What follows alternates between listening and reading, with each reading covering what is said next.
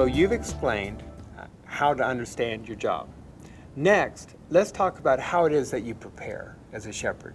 Okay. How do you prepare? And let's begin with preparing spiritually. How do you prepare spiritually?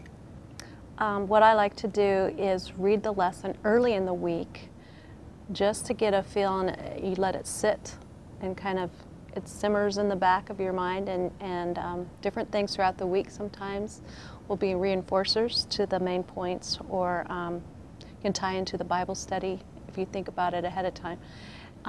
The shepherd's path, those are good questions and things to think about that kind of broaden your perspective on the lesson. Now, the shepherd's path is a devotion that's designed just for shepherds, and it follows the lesson topic, but it doesn't necessarily explain what they're doing in the lesson. Right. Okay. It's just a spiritual, it's just a devotion for the shepherd. For the shepherd. To go a little bit deeper into the story or the Bible event. And I find that a lot of times I can pull things out even of that with the kids. After I've been thinking about it and it's been sitting in my heart and mind, then sometimes some of those deeper points will come out even in asking questions with the kids. And then praying for the kids daily basis, or thinking, especially those kids that are going through hard times. You can lift them up during the week and hear answers to prayers of how their week has gone.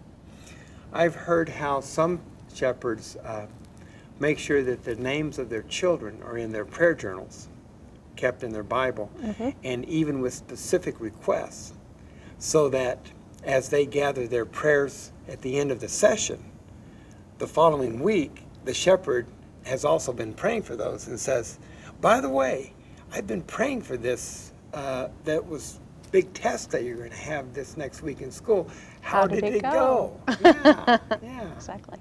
Is there anything else that you would add to spiritually being prepared for being a shepherd?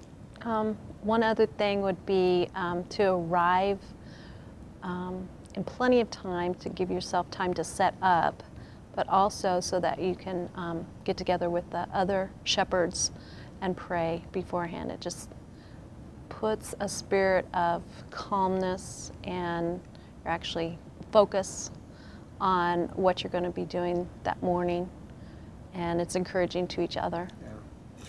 I really appreciate that, since children's ministry by nature is so chaotic and it's so hard to find time. But if we are to change kids' lives, it must happen by a power greater than ours, and that's the Holy Spirit. So it helps everyone keep that focus when they gather together ahead of time and block out all distractions, and even take 2 or 3 minutes to pray for what God will do with those kids.